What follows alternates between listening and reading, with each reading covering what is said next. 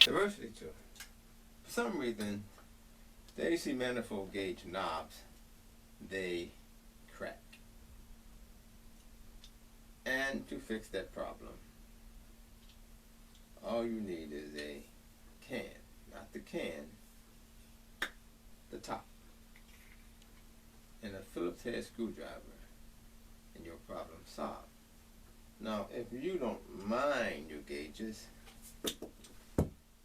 not having knobs, that's fine. They still work. But if you do mind, this is my hack. It's going to take a top off of a can, and just take your Phillips head screwdriver, just punch your hole through the center, and I'm going to take and press it down over the knob here. You don't want the hole too big, just you want the hole smaller than the knob.